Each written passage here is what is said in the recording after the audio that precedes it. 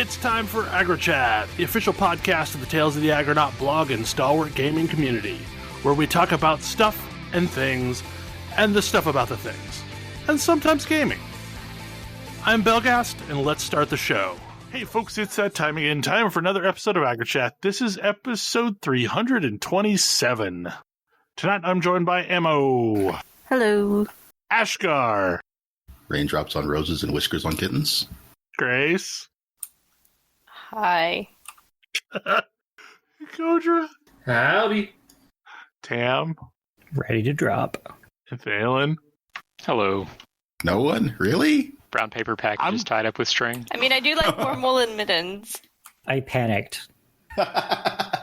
I don't know that song well I enough. always thought it was a really weird list of favorite things. It is a really Like, weird list of favorite things. Because, like, whiskers on kittens, come on, Toebeans. Toebeans are where it's at. Toebeans didn't exist yet. Cats didn't have Toebeans at that point? No. Like, it's very clear from, like, representations of cats over the years that they have evolved at an incredibly rapid rate over the centuries. Clearly, Toebeans didn't come into existence until recent decades. What did they have for feet? Just Paws? feet? I don't know. I don't know. Tiny Clearly. hooves. Like human feet. It's just like No. That's so wrong. Because I've actually seen pictures where people drew them that way. Yeah. Oh, the clip It's clop, so clip wrong. clop of little kittens. I regret everything. Welp. Okay. So let's talk about a game where you run around with creatures that are correctly drawn. I'm not Monster sure that's Sanctuary. Yeah, I'm not Well, so sure about that. they're correct-ish drawn. I mean, like, I mean- the cat doesn't have human feet. He does have a Zweihander, though. One of them glows in Well. the dark. This is a I weird like- game. I mean, that's... I like the cat with a That's real. Zweihander. He, The cat with a Zweihander is a little redundant with the cat I started with, unfortunately. So he's not getting any play on my team. Oh. I have built him for crit, and crit he will. I made good use of him until I found a lizard in a hat that replaced him. Oh, well, yeah, lizard in a hat. Like, how can you not? Can you top that? No, my starter Fire Lion is also very built for crit. So I looked at that and went, I don't need two of these. That's fair. My build so I'm now curious because I feel like, Grace, you might be a lot farther than I am because I don't think I've encountered a lizard with a hat yet. Yeah, maybe. I got him sort of early, but from an area that I couldn't do much in until a little bit later, so... What rank are you now? I have no idea. Okay. I'm just very shortly after double jump, so I'm pretty early. Yeah, I'm still pretty shortly after double jump. I've Okay. not made it through the tutorial yet because I like started playing the other night and I fell asleep. So I will return and play some more because Switch is bedtime gaming. My rank is apparently Keeper Ranger. Ooh, that sounds pretty Yeah, high. my team is mostly level 25, 26 things. But yeah, the lizard in a hat I've had for quite a while. And I can't foresee replacing him anytime soon unless I get some sort of fancier version of a lizard in a hat. I have a cat with sword, my starter, which is in Phoenix, and then the tiny little spud creature. Oh yeah, I liked that guy for a while. I think, now I replaced the tiny spud creature with a tree, which I definitely named Tree. I started with the frog, who is like, I just looked at the list of all of the starters and went, Frog, you seem like you would be the most neglected and need a friend. Yeah. And that's what I chose. I didn't go with the frog because, like, I normally go with like the green starter. Like I'm Team Bulbasaur all the way. But like Frog did not speak to me in the same way that like Grookey or Bulbasaur did. So I ended up going with Fire Lion. I don't regret my choice of the frog. I like the frog. But like, come on, we're all running around with the bird. It's our primary while we're exploring, so we can double jump. Oh, I have a... No, I got real double jump, so the bird you is have kind real of... double jump? Yeah. I have real double jump, and I had the frost spirit instead of the burb. And the frost spirit will also carry you. So yeah, this is a Metroidvania Pokemon game. It's quite interesting in that like you have one of your little monsters out, and they all have different exploration abilities. And so now I really need to find somebody who can open up thunder orbs. It might be a minute. Okay. I mean, it's a Metroidvania, so it depends. But, but yeah. I know they did level scaling in this game really oddly. It is based on the number of rooms you have been to that have encounters in them. Huh. Weird. So do you need to just keep grinding?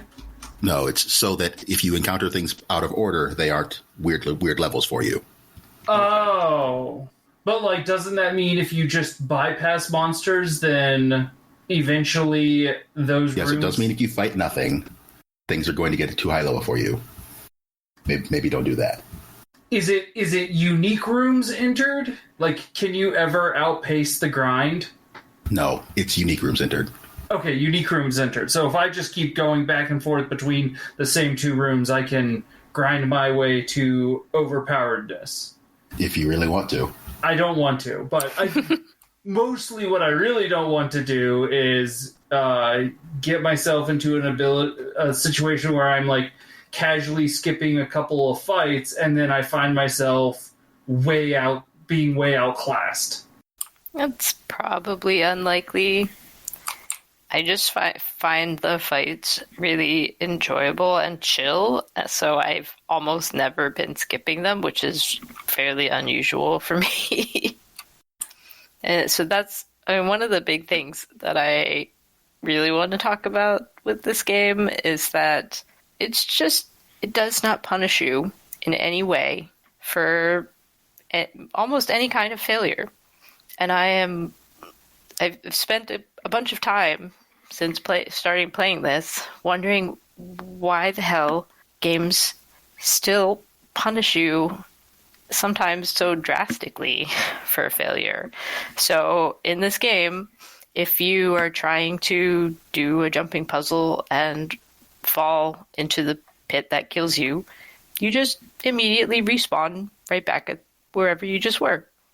If you go into a fight and one of your dudes, dies during the fight, when you start the next fight, they're back and at full health. Yeah, the only long-term resources are items, so... Yep. And, and even just the downtime that you normally expect of, okay, I'm going to go into this fight and I have, this much health and this much mana, and I'm going to use some of that up in the fight. When you start the next fight, it's just regenerated.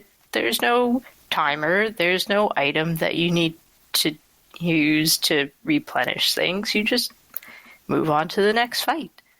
Cosmic Star Heroine did that. It's an interesting approach when it comes to things like RPGs because it means that random encounters can be kind of challenging and can be interesting without having to worry about them depleting your resources. Yeah, I'm just absolutely loving it because it means I can go into every single fight if I want to, and it doesn't hurt anything. I've gone into a couple of boss fights. There was one that I had to spend a couple of tries reshuffling my team until I found something that worked, but there was no penalty for getting my butt kicked and having to try again other than just starting the fight over. And, I think about, other similar games where even if there's not a huge penalty, you may still have to find your way back to that place because, there was a save point somewhere and that's where your body goes when you die, or, you've lost some sort of resource or something. Nope, just continue on and keep trying. And it's just delightful, and it makes me keep trying. So, I'm much more likely to keep beating my face against something that's difficult if I can just keep doing that and not also have to struggle my way to get there, or, grind things to help make up for resources that I've lost. It's really pleasant. You just get to have the fun parts of the game. Yeah, crazy. But how will you properly appreciate the fun if you don't have to slog through a bunch of awful to get to it? And that always sarcastically. That always feels so bad in games when, even if it's not far to go back, you blew your cooldowns or whatever on the first attempt. Mm-hmm. Right. So every attempt after that is going to feel awful because your I win buttons are gone. Yeah, or situations where, and we've been playing, a few of us have been playing BattleTech style games where it's possible to win badly. You won, but not in a way that feels good. But you lost so many resources in the process of winning that you've put yourself in a hole. Yeah. Didn't Ori also do this thing where you got pretty much rapid retries? I vaguely remember that. Ori has rapid retries from save points you have to make yourself. At least the first one did. The second one just pre-makes the save points, but they're all real close. This game also kind of has the, you can win badly and you can win well, which I do appreciate. In the sense that every single battle, they're going to give you 1 to 5 stars, depending on how well you did. I a slight niggle. I really wish that the game would evaluate that based on, I wish the game would evaluate that based on the level that you entered the fight with. If I enter a fight with something that's over-leveled against me, I'm never going to get many stars because I'm going to spend a lot of time beating them, and that's going to drop my rating. Whereas, it's just rounds you cleared in that gives you your stars. Yeah, it's a little bit more. It has some other criteria. Yeah, there's a little bit more than that, but I do wish that it took the level differential and weighted accordingly to that. I guess I'm kind of glad it doesn't, because you can re-challenge bosses. Yeah. Yeah. And if it did that, it might be impossible to get good ratings after a certain level. And it is nice to be able to go back and re-challenge those bosses because they have a loot table, and that's somewhat dependent on what the rating you had was for the fight. For bosses, it seems to be entirely dependent, right? Yeah, I think so. And it does, I find it does make it a little fun because, if I just go into someplace new and things are challenging, then I know it's going to be a little bit of an effort to get a monster egg of one of those monsters. Whereas if I go back someplace later, then monster eggs will sort of rain from the sky. I'm still trying to figure out what makes a good team. I have a ridiculous... I do have the bird, and I like the bird, because the bird buffs things ridiculously. Mm-hmm. It's also a pretty reasonable receiver of buffs because of its 6-hit attack. So it's a nice lead. Yeah, that's the other interesting thing is you kind of... The 6-hit attack is a great example of that bird is basically there doing support work because 6 hits gets everyone else's attacks much stronger with the combo system. The combo that I end up using a lot is the Ignite and then Fire Claws. Ignite. Which one is that? I think it's called Ignite. It's on the Fire Lion. It sets things on fire. Yeah, Okay. Well, the little worms also have it. Yeah, I used that worm for quite a while.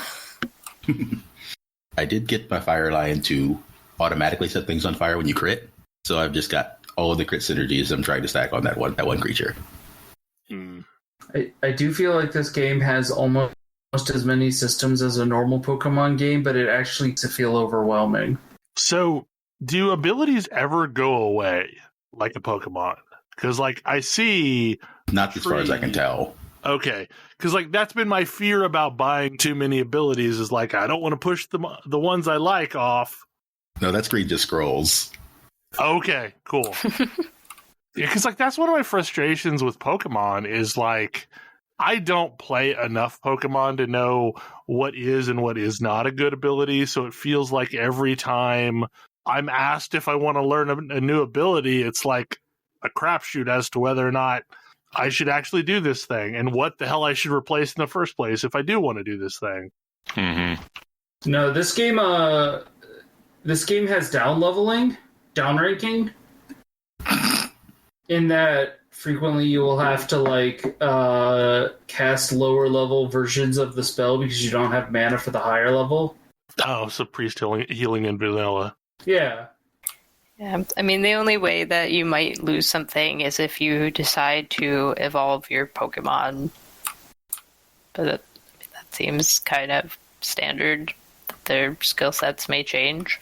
And very early on in the game, they let you know, don't worry, you haven't completely screwed everything up. Here is an item that lets you completely talent reset a Pokemon. Yes, it's not even that expensive when you get to the point where you can buy it. Yeah. Like, it's funny how we've gone from not really having very good Pokemon clones to having several perfectly cromulent Pokemon clones. If you haven't played Digimon Story Cyber Sleuth, it's out on Switch. You should play it. I mean, but you also have, like, you know, Ooblets, which is a fun take on Pokemon. You've got Tim, which is basically just old school Pokemon. I haven't heard anything out of that game in a while. I think it, like, actually launched, maybe? I don't know. Like, I think it's coming out on consoles now. Yeah, they announced PS5.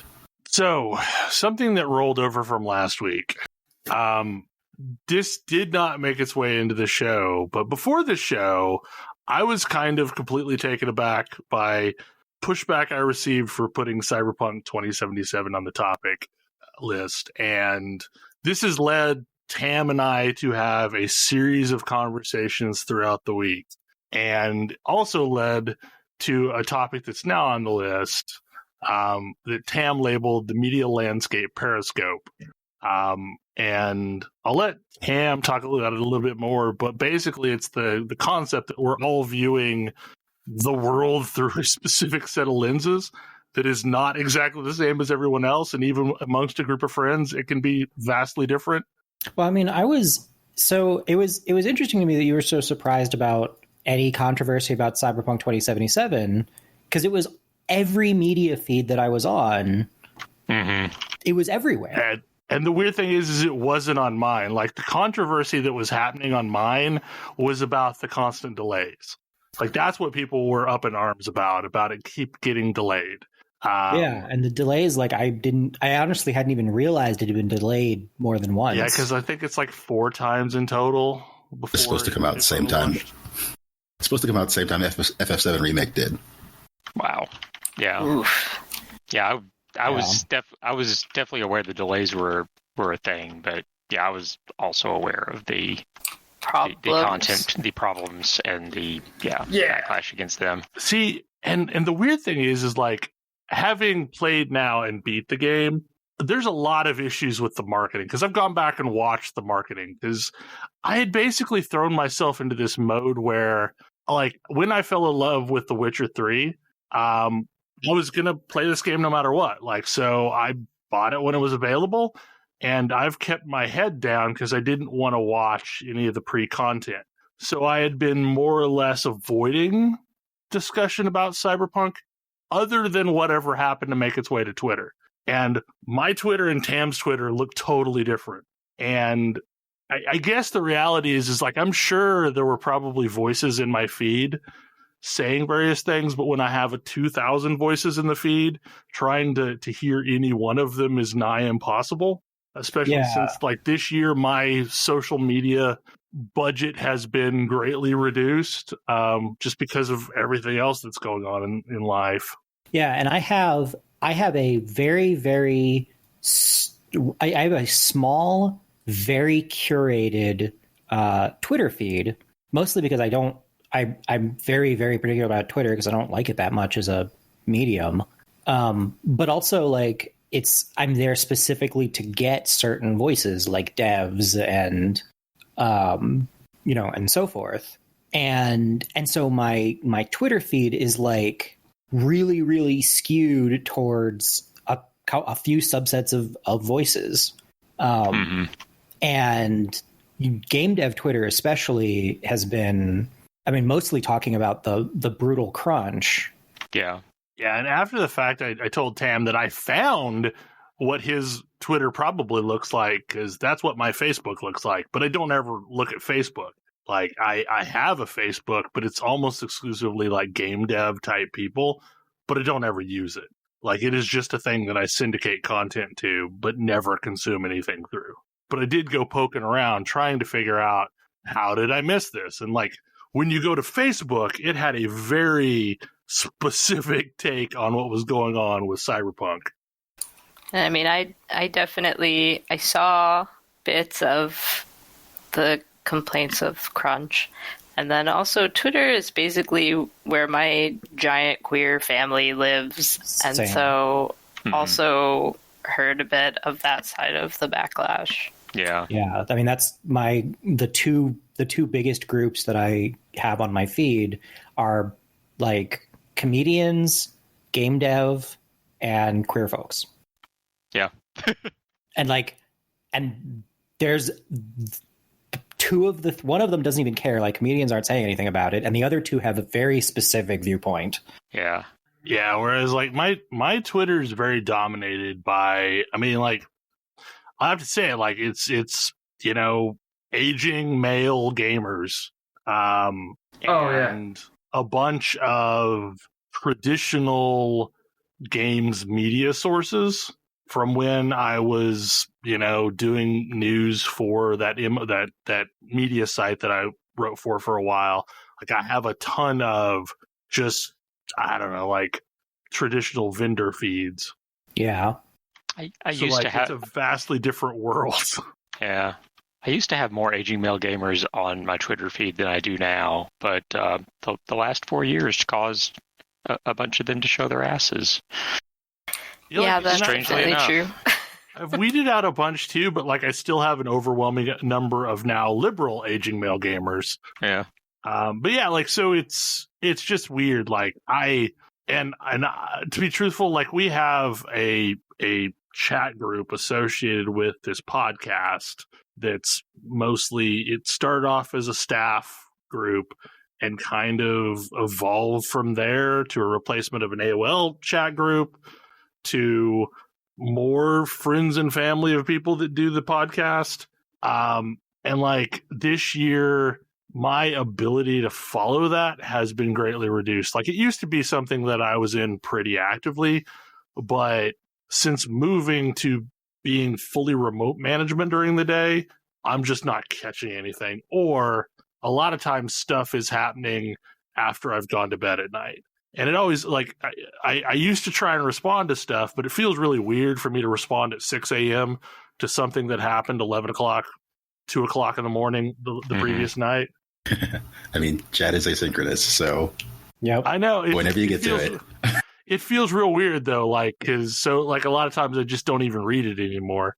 So, like, I had created a bubble that I didn't intend to create, because, like, my world was super excited to have this game come out, and they were just waiting on it. And the controversy was the frustrations over the cancellations, and Tam's world was totally different, and they were angry about specific pieces of the game. Yeah, I mean, my entire, like, the entire vibe that I was dealing with it was, this is going to be a massive,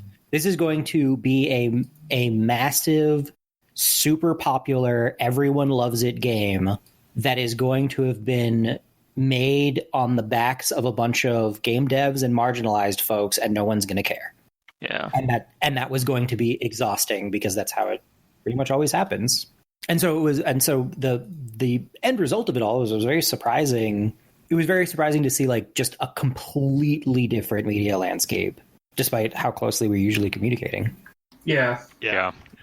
And y'all were very simpatico on that, and I was obviously the odd one out. But it was kind of shocking the amount of pushback I got from y'all last week. Because like I was unaware of all of the things that had been following ahead of it. And now going back and looking at the media released prior to the game, like the official marketing videos and stuff, like there's some sketchy looking stuff in that. Yeah. And I feel like it doesn't necessarily represent the finished product, but I kind of wondered about that, and I remember when that came out. Like, so part of the problem was that stuff came out and looked kind of sketchy, and people reacted to it, and then it was made worse by the fact that CD Projekt Red basically responded with like, "Yeah, what are you going to do about it?" Yeah. I am extremely mad at CD Projekt Red's entire marketing team and like the publisher arm there. Because I feel like there's a massive disconnect between the devs that worked on something and the marketing and production side that's not even trying to ship the thing, maybe. Because, I feel like that's always true. Yeah, but I feel that even more this time. Mm-hmm. Yeah. Very much so. And not just because of that, although we may get to the other part later. Actually, no, we can talk about it now. Their marketing team needs to stop talking, basically. Yes. True. Yeah. Because it is their actions that have gotten it delisted from the store. It's not like Sony delisted Skyrim PS3. Well, and to be truthful, I have been racking my brain, and I can only remember one other game getting delisted, and it was a case where it was an asset flip with stolen assets. And it was a horrible game to start with, but it was taken down because I want to say they were using assets from Blizzard, and they had that would do it. Get them taken down. Yeah. Oh yeah, I remember that. Yeah, that's the only one I remember ever getting delisted from the Sony store. Sony generally has been better about not allowing shovelware onto their platform. No, they haven't. Less of it. It takes work to get delisted from a console store. Yeah. It doesn't happen often for a reason. Well, and I feel like a topic that needs to be addressed as well is certification for stores. I mean, cert does this pick your console? Means. Yeah. Right, exactly. Yes. Like cert does not mean what people seem to think it is. It's not the Nintendo seal of quality. That hasn't existed in multiple decades. Yeah. Certification is, will you brick my machine, like Ash said. Nintendo actually has a rather somewhat stricter cert, which involves things like properly representing buttons. But they all have that though. Nintendo's is notoriously tougher than the other ones, but again, it's not a seal of quality. No. It's not like this game doesn't have bugs. Yeah, because Nintendo's kind of started out as we don't really want third-party games on our console. And now it's just de facto that. But Rami Ismail has a really good Twitter thread about certification, where he talks about what the specifics are, and the button thing was a specific call out where if you are not showing the correct icons for the platform, they will kick you back. But does it run well? Does it, is it a fun game? None of those things are contingencies. Yeah. And this is the weirdest thing with Cyberpunk. For me, the kinds of bugs that I've encountered are Bethesda bugs. Yeah. Where an NPC clips through the wall or an NPC drops the object they're holding. It's Skyrim bugs. Yeah, the same things that you've seen for years like that. I call this New Vegas Cyberpunk. Because that's really the game it is. It's basically it's a Fallout game in a Cyberpunk setting.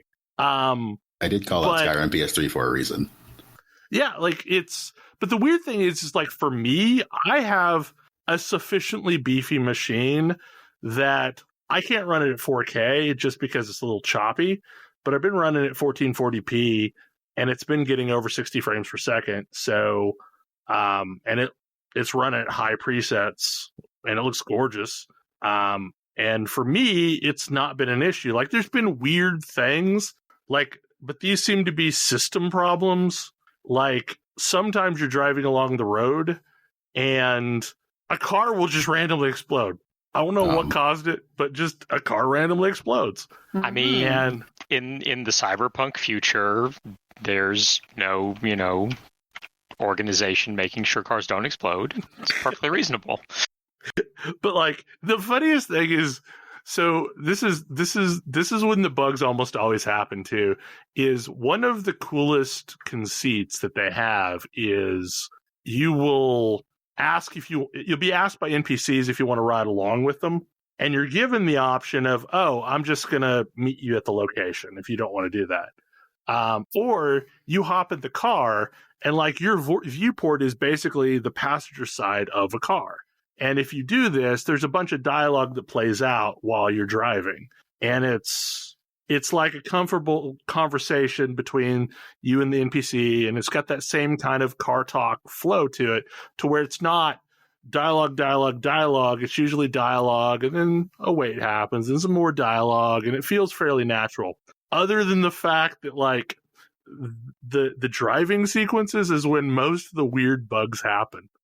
The exploding cars happen. Your NPC will just brutally hit other NPCs without even acknowledging that they hit somebody. Because like they just happen to path across, this quest that's in progress. But the poor people on console, especially the early gen consoles or the last gen consoles, they're really not getting a playable experience. Yeah, what I've seen of that looks like bad. I mean, this is a game that was clearly targeted at PC and then sort of runs on other things. Well, so again, it's very hard to tell, but I'm just wondering if there were like the evidence of so much crunch means they found some really big problems in CERT, and fixing them was hairier than they were ready for. And maybe, yeah. Like, I think they didn't know about them because all of the review copies are PC copies.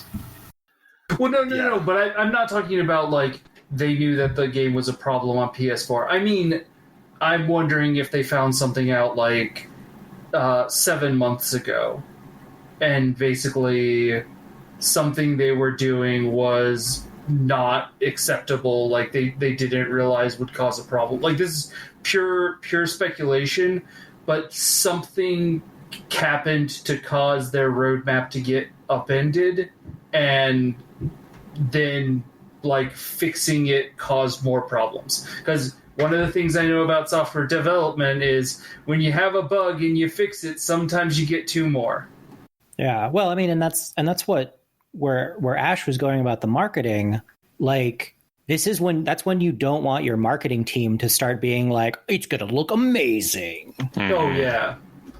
Well, and so here's the shit that happened right before launch that I was aware of that I thought felt really weird, but they did this whole campaign on like the second where like basically threatening to DMCA anybody that streams the game ahead of launch. Yeah. And like they had basically set up embargoes to where you couldn't show any console footage prior to launch. The only thing they were allowing any footage from was PC. So like someone absolutely knew this was going to be a shit show. Yeah. Yeah.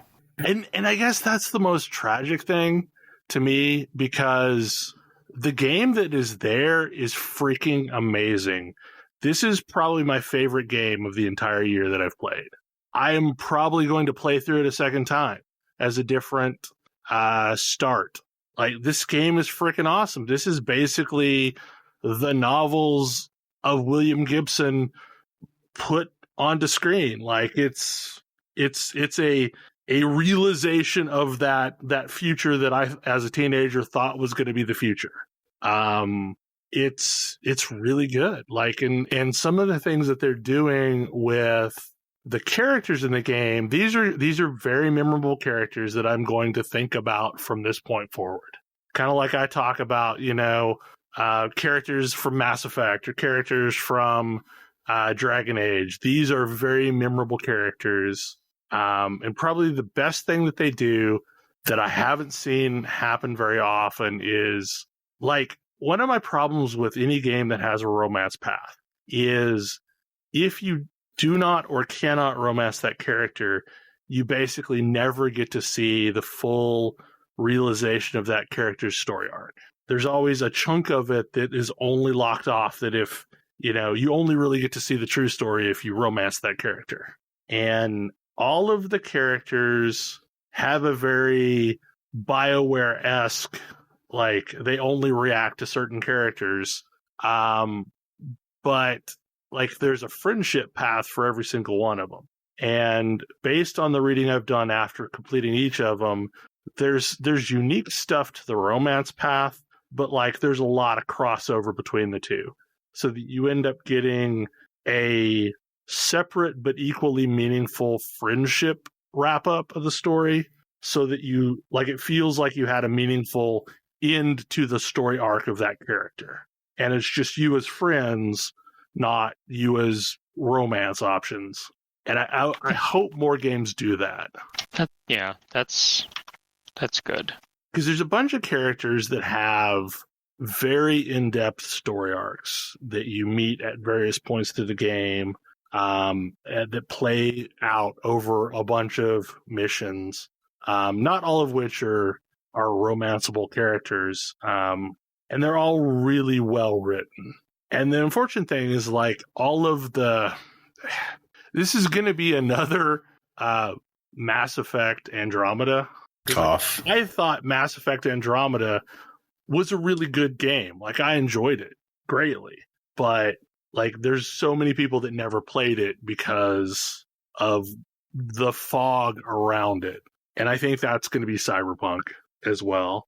And I'm not saying that there's not perfectly valid reasons not to play this game, but that this game is really well built, other than the Bethesda bugs. I mean, it sounds like Troika games. It's a lot like that. Like, it's a lot like that. And that game was, I mean, Arcanum was a really good game if you could get through it. And, like, I'll be honest, one of my biggest issues with Cyberpunk is also the thing that I think you like the most about it. But to me, what bothers me is that, from everything I've heard, it is a completely uncritical, loyal recreation of an 80s genre. And a lot has happened in 30 years. So yeah. To say it's uncritical, I think, is not correct. But the game views this world through a neutral lens. Like, it absolutely shows you the negative effects that this world is having on every single character. But, like, it's a bunch of broken characters that are trying to do as well as they possibly can in this setting. Because, like, your character has issues. Like, everybody that you meet has issues. And those issues are directly because of the setting that they're in and the state of the world. But you're right. Like, this is a 1980s cyberpunk setting.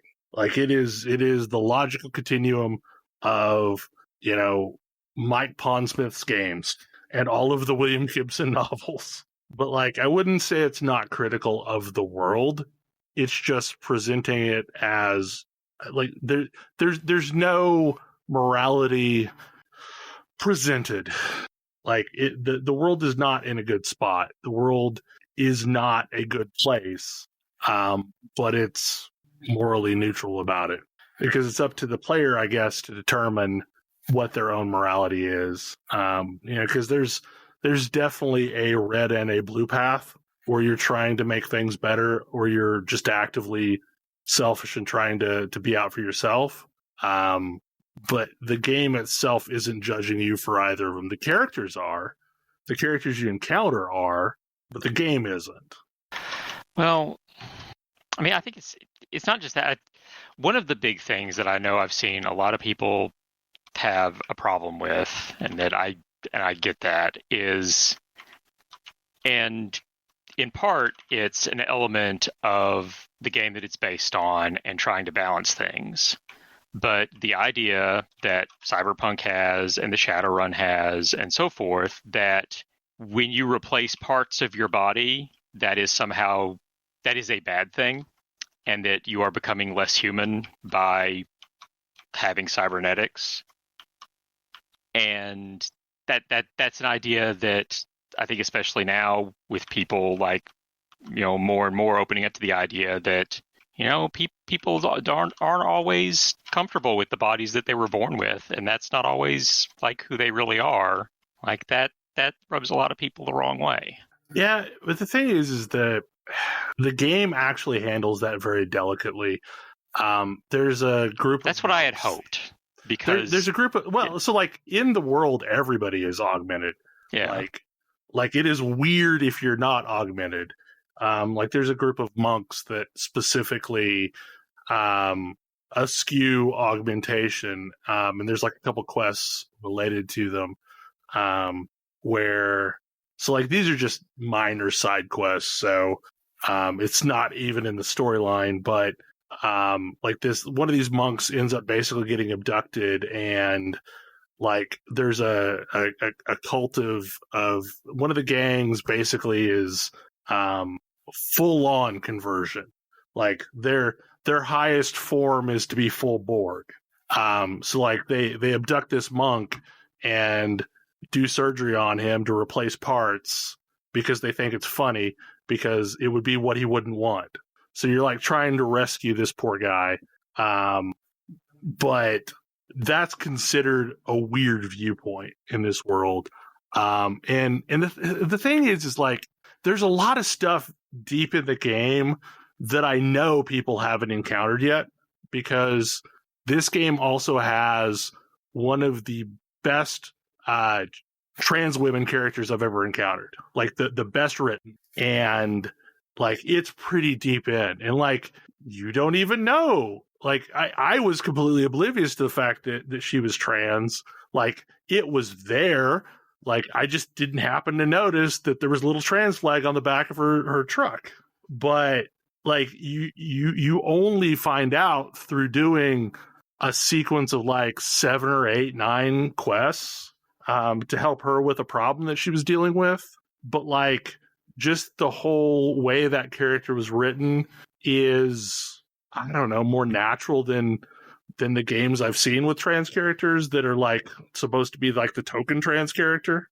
That's just a part of this character, and like that's that, and you don't even like, the only reason why you find out is through a little bit of dialogue as she's telling you about her life. Well, one of the things that I'd kind of hoped that they might do, because so in Cyberpunk the concept is cyberpsychosis, and it's the same basic thing as like the Shadowrun has cyber zombies, but the idea that too much cybernetics too fast can be detrimental to your mental health.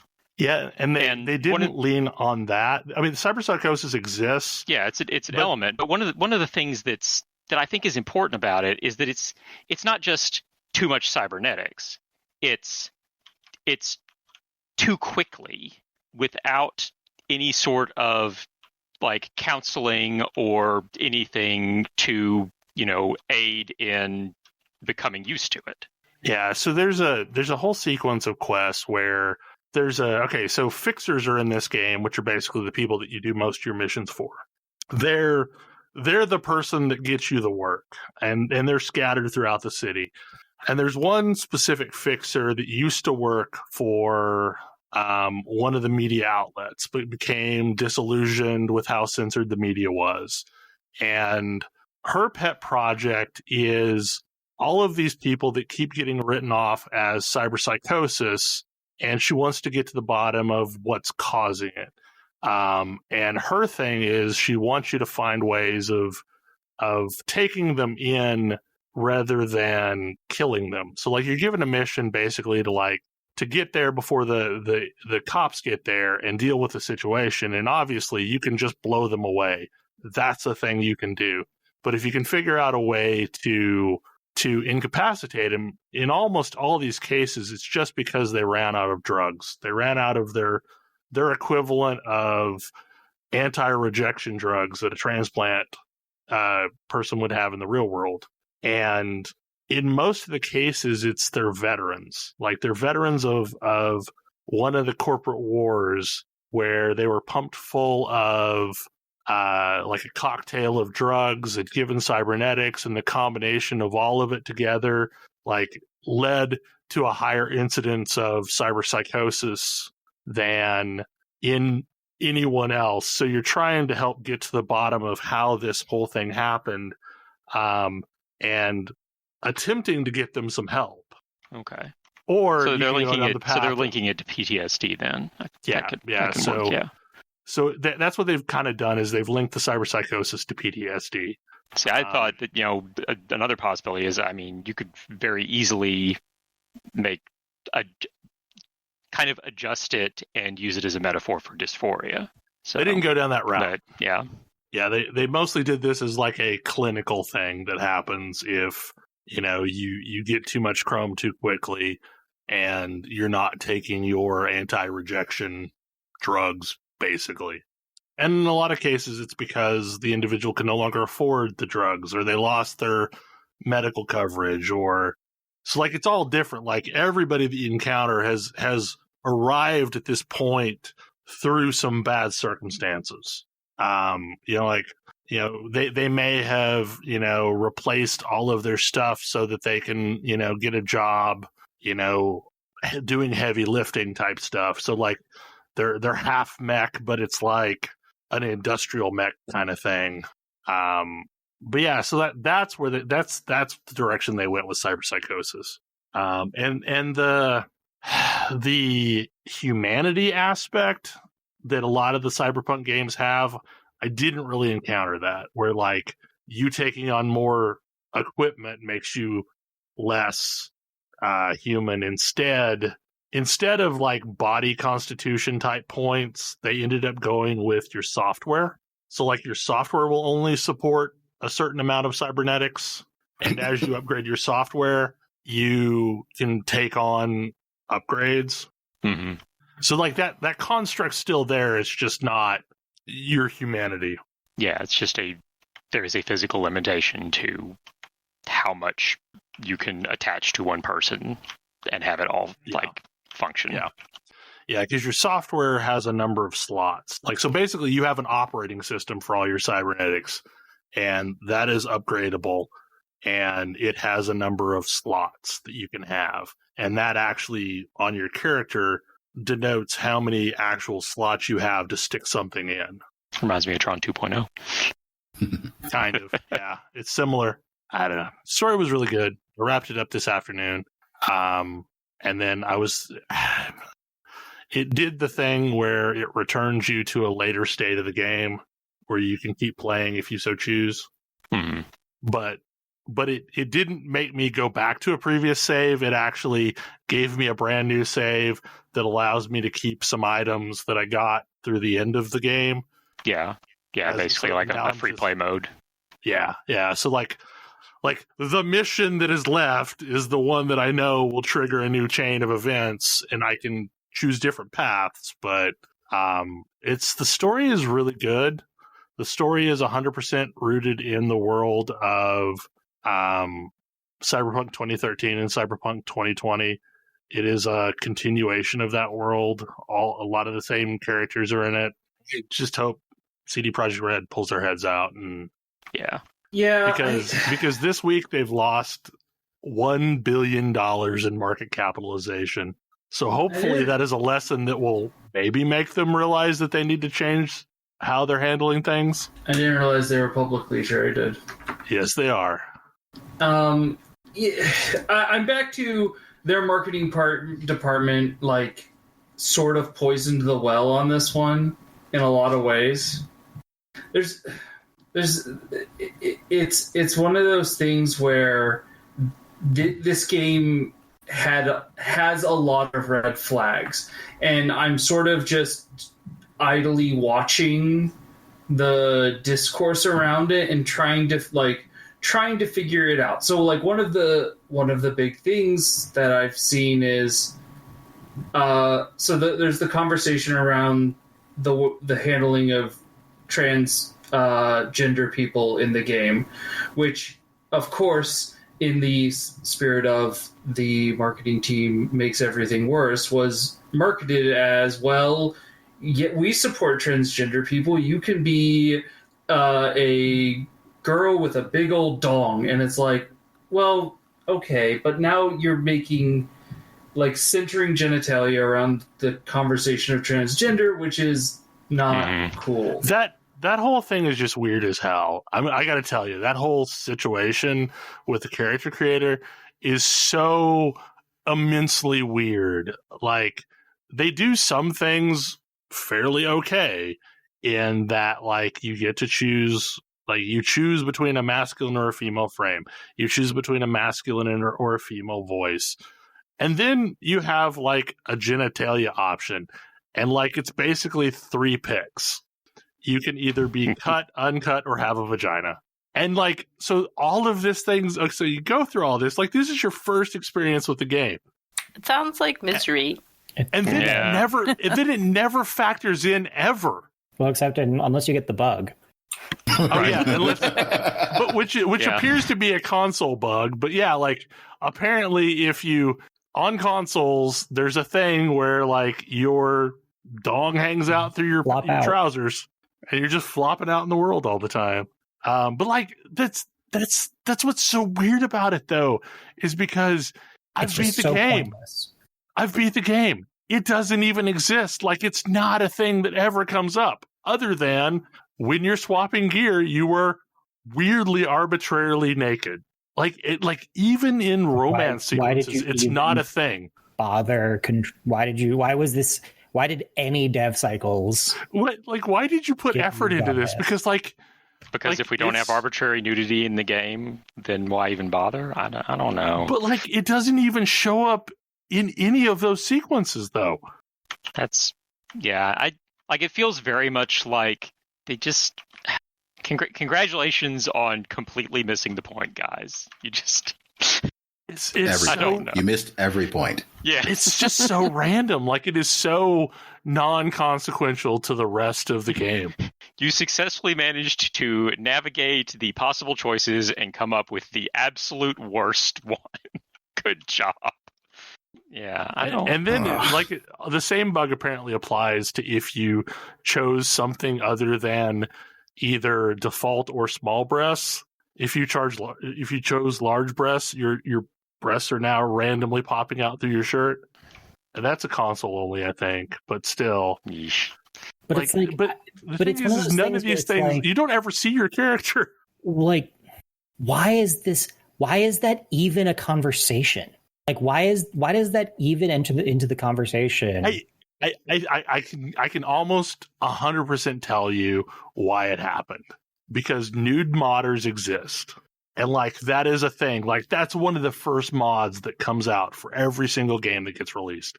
Doesn't matter what it is. That seems like it should be an argument for not spending dev time on it. Right. Just let them do it. And my think is, like, okay, so maybe they thought, well, this is something that the players really wanted. No. It was something that a weird fraction of players wanted that are apparently really devoted to it.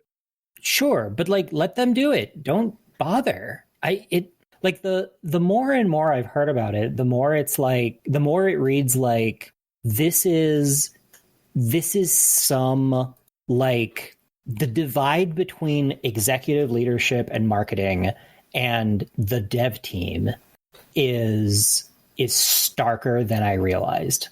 And, like, look how edgy our game is. We have weird flaccid dogs. Yeah. Because the thing is that from what I've heard and from the stuff I've read, there's probably some really sad, really oppressed group of queer people working on the game who have put some, like, heart and soul stuff, and then when it showed up and people made a stink of it, they got dragged out in front of the entire world to talk about it under the lens of like a marketing person who I imagine like the limo guy from American Gods. Like that's what this person looks like in my head. And that's awful. And I feel like if this game had released with basically no other fanfare, the conversation around it would be 100% different.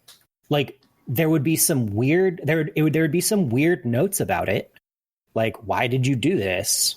But it wouldn't be like every single thing, every single like piece of this is being held up as further evidence of gross behavior on the part of the company. Yeah. I mean, like a prime example is like, what's the colonization is evil game? Drawn Greedfall? name, but Greedfall? Yeah. Like Greedfall has all kinds of wonky ass shit in it, and it's got its own issues at times, but like it rolled out with little fanfare, and because of it, like you tend to focus on the good parts. It gets the benefit of the doubt. Yeah, or at least like gets some amount of benefit of the doubt. And it led me to go through their back catalog looking for other hidden gems. Well, I mean, and that was the thing. Going back to Troika, that was the thing with Troika. Like, play some Troika games now, and like, kind of extremely yikes in a lot of cases. Mm-hmm. But also, like, at the time, they were the only people even trying, and you know that's not nothing, especially when nobody else is.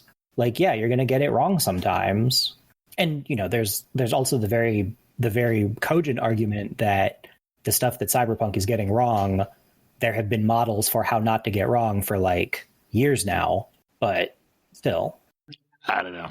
I'm hoping they figure it out, because I would love to have a Cyberpunk 78 or Cyberpunk 80 or whatever the subsequent number is, or some DLC like the ones they released for The Witcher 3.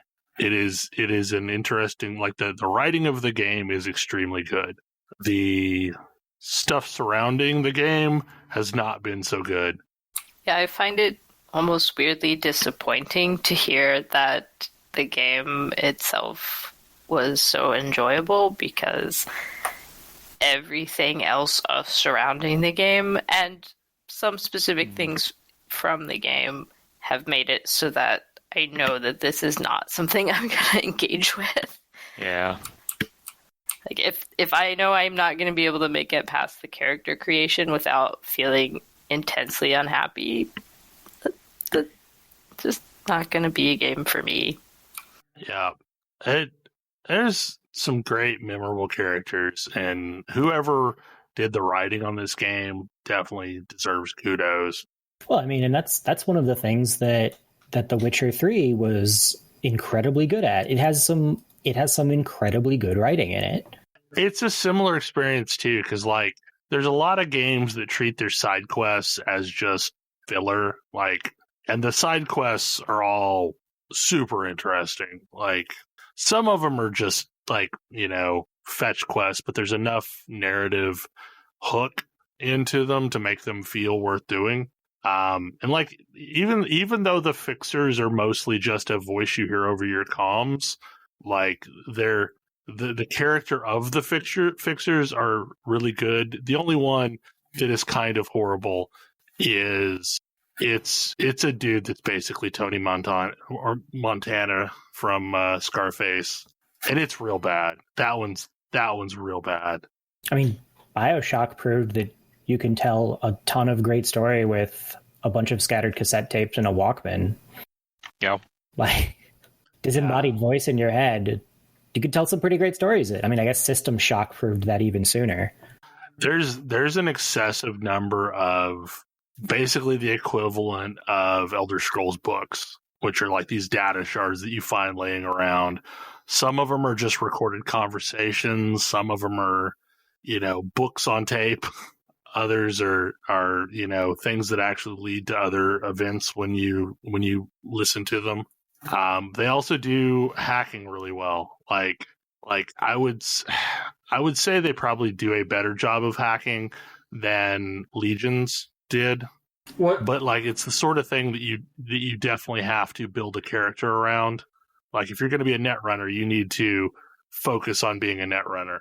What were you going to ask, Kodra?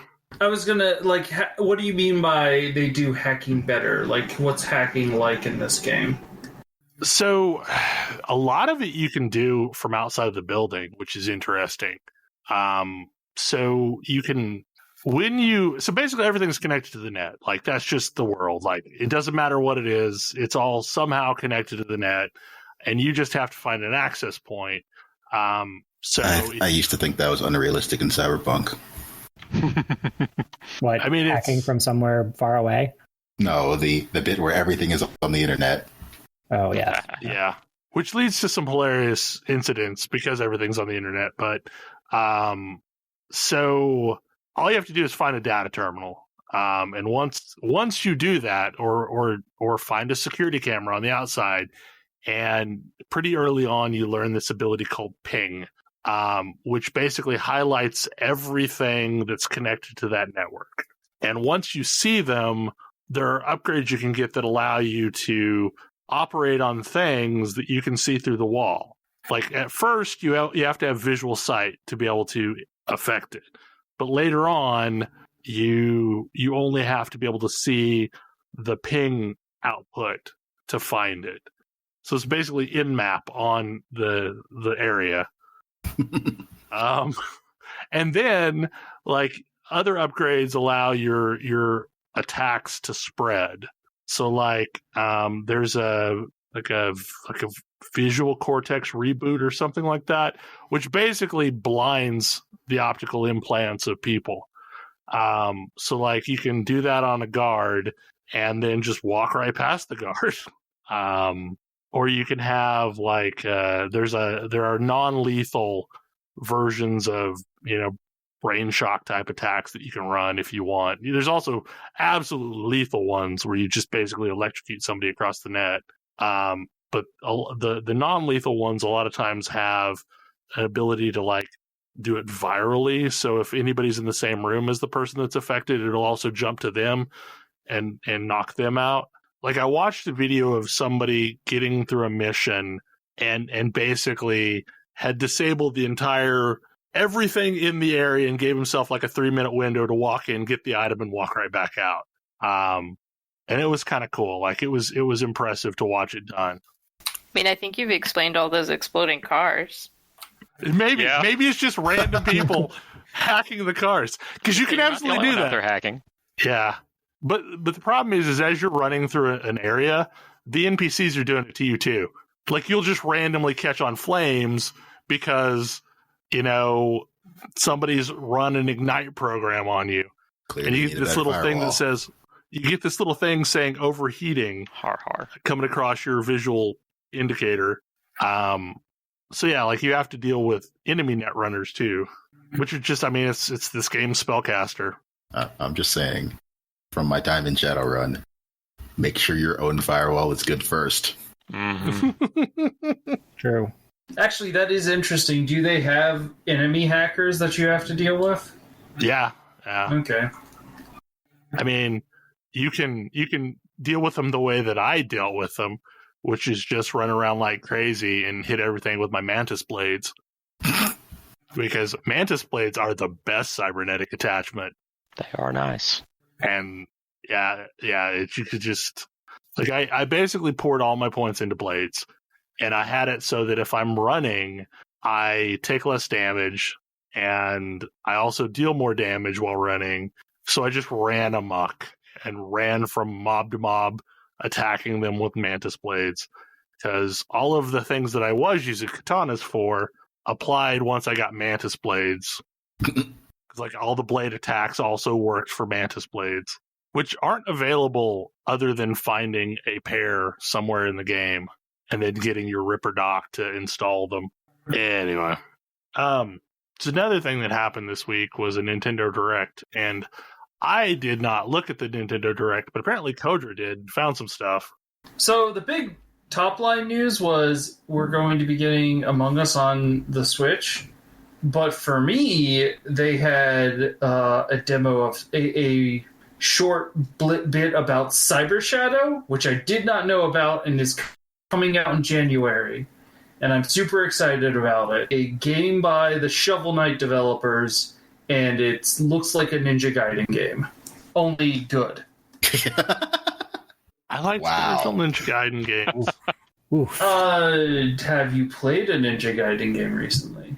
Not in a really long time. Actually, no, that's a lie. I have played it on the Nintendo emulators. So so have you had? Are we talking a classic Ninja Gaiden game? Oh, yes. Or the more recent ones? Okay. Yeah. Classic Ninja Gaiden ones I still like, but the more recent ones I didn't like at all. Oh, I actually did like the more recent ones. The classic ones are a lot of fun and incredibly difficult, and I've never actually finished the first one.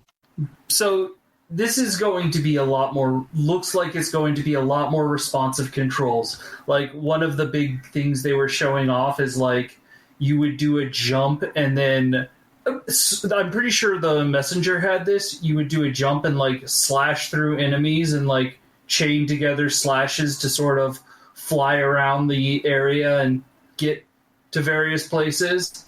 I mean, did you play the Reaper Knight campaign? The Reaper Knight campaign. I did not. You should do that. Okay. That's like all air slashes, isn't it? Basically. Yeah, like I remember playing some of that, and I'm like, oh, this is... I guess it's Spectre Knight, not Reaper Knight, but whatever. The one with the scythe.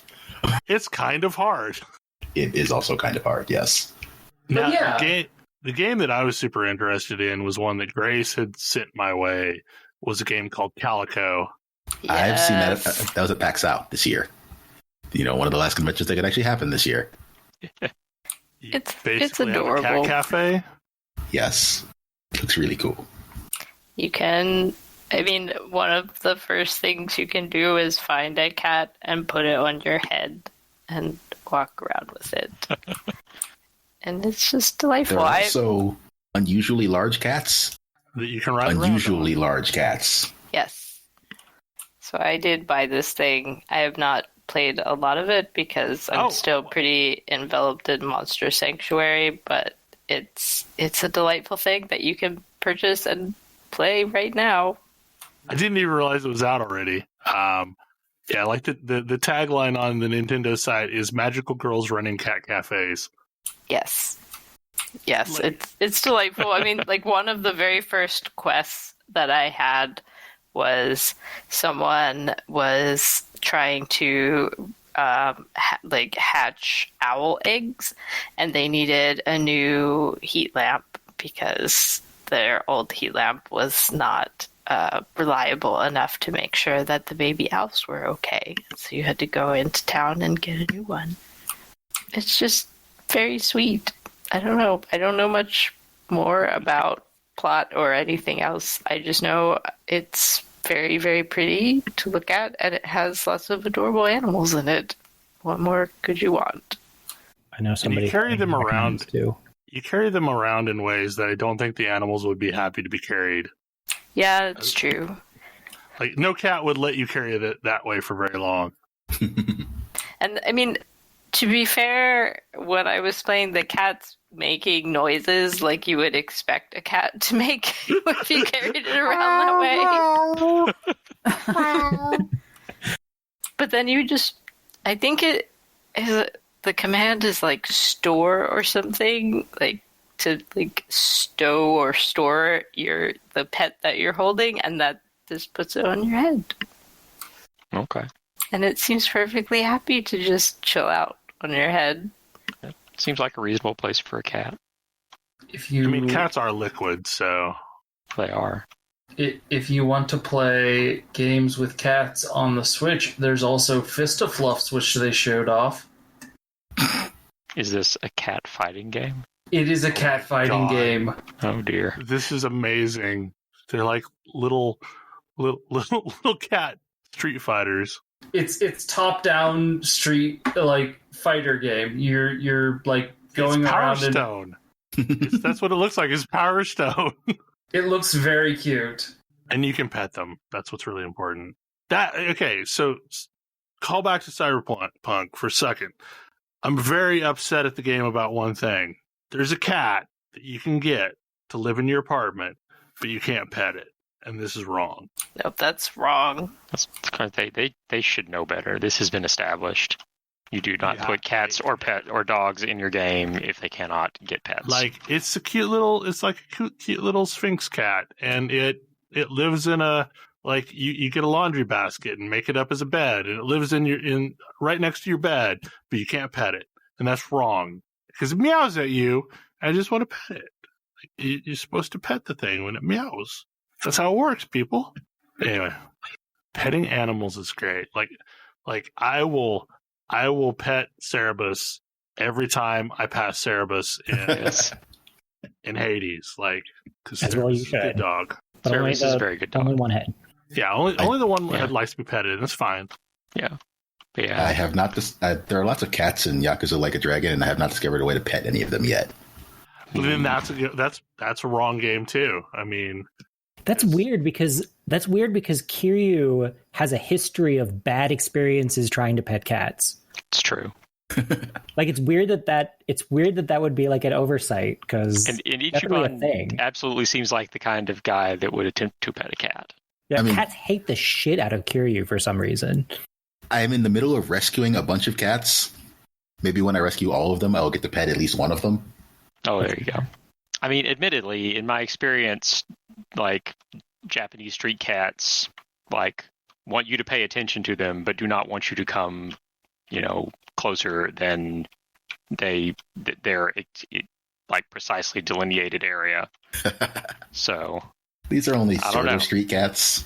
You can pet foxes in Ghost of Tsushima, and that seems like a terrible idea, actually. That's the best thing, though. Like foxes are mystical, so I don't know if foxes. I think foxes would be friendly. Like, do not pet wild foxes. Yeah, that's in case that needs to be said. Do not pet wild foxes. I would probably try, Ash. I'm sorry, but I would try.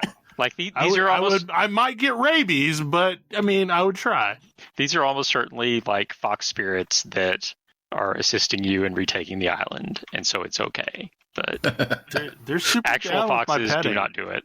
But I would try. I'm sorry. Like I mean, and petting any kind of ferret-like thing in the wild is a horrible idea. True. Oh, it's an awful idea. I still want to. Those things are evil. Oh, fair. Cat snakes are great. I miss my cat snakes. I'm sure pet ones are fine. Like mink and the like. Oh gosh. Like, cat snakes are just enough of a pain in the ass that I will probably never have them again. But, like, they were adorable. Worst pet idea, though, was my sugar gliders. Don't ever get sugar gliders. It's a horrible idea.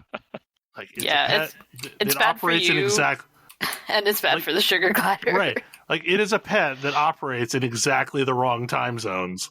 Like, if you're like a night owl and sleep during the day, then maybe sugar gliders are great. So also like guinea pigs. Yes, because they will wake up in the middle of the freaking night too. Nocturnal animals are just a losing proposition if you like to sleep. Snakes are fine. Yeah. I mean they're quiet. Danger noodles are fine. So one random quick topic, because I don't think it needs to roll over to next week. It's been like today when we started recording the podcast, I was trying to do what I normally do and like play WoW while recording the podcast, but it's been like over a week since I last logged into WoW, and I don't know what it is about this expansion, but I am struggling with it. Like I maybe tapped out already because it's got a bunch of systems. None of the systems tend to feel super great, and they're all arbitrarily gated, like so that you can't just like focus fire on something and run it all the way up. It's you can only make so much weekly progress on a thing. And now that I've fallen behind, I feel like, well, I'm behind the curve. What's the point of even trying to keep up now? Right. Yeah, I still have not. I've reached the level cap. I have still not actually unlocked any of these systems because I haven't finished the story. And hearing you talk about falling behind, it's like I never had the chance to be caught up. Well, and supposedly there's catch-up mechanics, but I don't know. I don't know if I care to catch up. I mean, I really do want to get there and just at least experience some of these things for myself and see. And I'd really like to do the dungeons and, see the raids once LFR is available. But mostly, this expansion really actively did not do it for me. Like, the worst part of Battle for Azeroth to me was all of the systems. Like, once you got past the forced red versus blue narrative, it was just a bunch of systems that you're supposed to engage with that give you artificial power. And like, gone is the artificial power, but there's still a bunch of systems that you're supposed to engage with, but like, I don't know why I'm supposed to be engaging with them. Well, in Battle for Azeroth, as much as I dislike the red versus blue, the leveling content was quite engaging. And I just did not feel the same way about the leveling content this time around. There was one zone I really liked, and that was it. I was going to say the troll zone is pretty cool. Well, no, like the BFA's leveling content I enjoyed. Like that. Oh. Like I did not like the alliance content in BFA. Like, but I enjoyed, the troll land horde side leveling through it. But like I could not get into Jaina's mom land. I just I've done it several times, but like I just did not give a shit about anything alliance side BFA.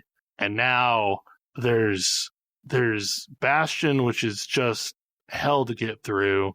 Maldraxxus is fun, but Maldraxxus is also over pretty quick. And then Ardenweald was fine, but like I wasn't particularly drawn to Ardenweald. And then Revendreth, I don't know. Like it in theory should be the zone that I liked the most, but I didn't.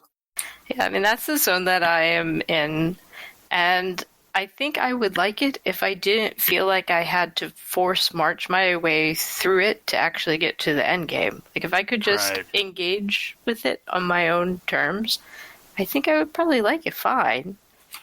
Well, I think that might have been part of it too, because like for me, I dinged 60 right after hitting maybe the first or second quest in Revendreth. So like the entirety of that zone was me just trying to grind through it to get out of leveling so that I could actually engage with in-zone or in-game content. And like that's not something I've ever felt with like Final Fantasy XIV, which does a very similar thing to where you are stuck and can't do the end game content until you finish the story. Like I cared way more about the story in 14, and I think maybe that's it. I think that's a big piece of it. I mean, the other piece is, I don't know, it doesn't completely lock you out of everything before you finish the story, and there's also somewhat less pressure to get through, like especially at the very start of an expansion. What's there is not, I don't know, I feel like you have a little bit more of a cushion before you really feel like you need to get on that treadmill. I mean, yeah, because it's 2 weeks before they even release the raid, and then 2 more weeks before they release the hard version of the raid. Right. I think LFR may be out now, and I should probably see the raid. Like, I didn't go Sunday because, I don't know, we were just dealing with other stuff. Like, I have had an excessive number of family members that have come down with COVID-19. So that's also eaten up a lot of my mental bandwidth, and also probably why I was periscoped quite so tightly on the Cyberpunk thing. But yeah, so like I've not actually set foot in front of the raid. Like I think they downed 2 or 3 bosses, so they made good progress on the first week. I just find myself questioning, like, do I engage more or do I just back out? Because after playing a single player game, I'm kind of just in the mood to like engage more with some of those. Finish up, like I never finished Jedi Fallen Order. I need to do that. I kind of want to restart that game and play it with mouse and keyboard so that I can get used to the mouse and keyboard controls. I want to finish up Ghost of Tsushima. I want to start Spider-Man. Like, there's a whole bunch of single-player games that I'd like to play over the break. You want to go and run a cat cafe? I want to go and run a cat cafe. I may or may not have already purchased that thing. Like I did Sorry, recently. what? Cat Cafe? Calico. Did you miss Cafe. that? Like, Okay. did you walk away when we were talking about that, Tim? No, I just didn't catch that it was a cat cafe specifically. Yes, somehow. yes. You're running a cat cafe. Like what it really looks like to me is like the more fleshed out version of that weird phone game where you're running a cat cafe. Do you know what I'm talking about? I don't know what it's called. Neko Sume, right? Yeah. I no longer You're not play running a it cat because- cafe. You're just collecting cats. Yeah. Like I haven't played it in a while because like my phone crashed and I lost all the progress and don't want to start from scratch again. Because at that point it wasn't synchronizing with anything. But yeah, like it reminds me of that game. And now we've gone way the hell over. So any final thoughts? Bright copper kettles and warm woolen mittens. Mittens. These are a few of my favorite things. Again, Toebeans. I'm sorry, Toebeans. Anyway, hopefully you all enjoyed the show and have a wonderful week. And we will see you again next week. Probably not. Good night. No, actually, no, we won't. Yeah. I don't know what our holiday schedule looks like, so we'll figure that shit out. Yeah. Yeah, I mean, it may be 2 weeks before we record one. I don't know. The next one of these may be our Games of the Year show. It might be. We're working on that. Anyway, night. Good night. Good night. Good night. Good night. See you.